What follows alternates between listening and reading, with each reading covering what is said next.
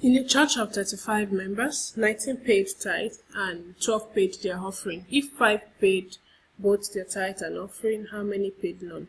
So I'll be using this example to explain how we can use Venn diagrams to solve what problem. So like I've said several times, the best way to get accurate interpretation for any mathematical problems is to state out the parameters. So here we have 35 members, that will be our universal set. 35. Number of people who paid their tithe is 19. Let's represent that with T. Number of people who paid the tithe is 19.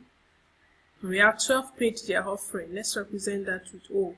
So the number of people who paid their offering is 12. And 5 paid both tithe and offering. That's all.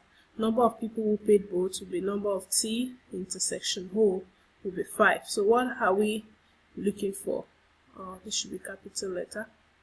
How many people paid none? Which means we're looking for number of T complement intersection O complement. People who didn't pay their tithe, neither did they pay their offering. That's what we're looking for. So let's represent that with Y.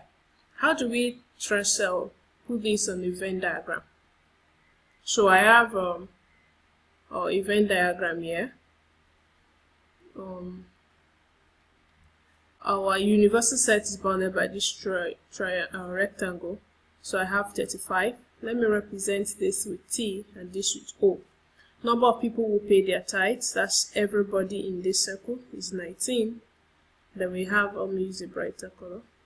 Then number of people who paid their offering here is 12. T intersection O, which is usually represented by the overlapping of the circle, is 5. But don't forget that all this circle is 19. So that means exclusively this green portion, T only will be 19 minus 5. And also O only will be 12 minus 5.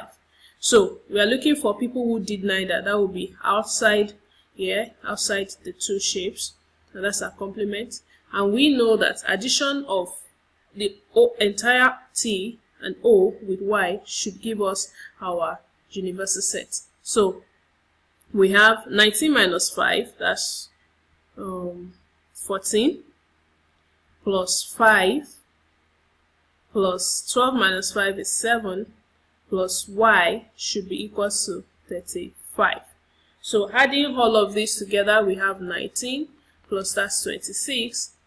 26 plus Y will be equal to 35. Our Y by collecting like times will be 35 minus 26. And our Y will be equal to 9. Simple, isn't it? If this video has helped you, subscribe to my YouTube channel, like and share with your friends, and feel free to ask your questions on any of our social media platforms. And I'll catch you guys later. Bye.